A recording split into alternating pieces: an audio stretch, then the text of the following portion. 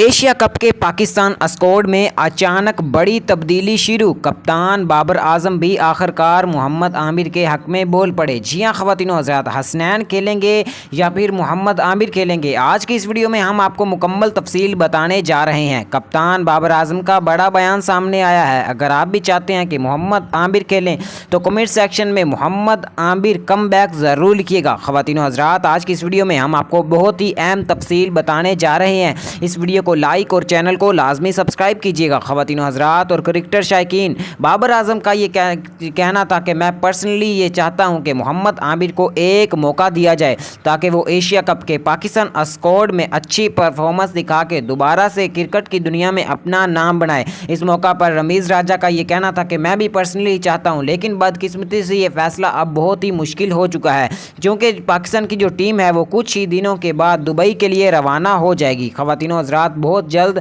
इसका फाइनल फैसला होने वाला है।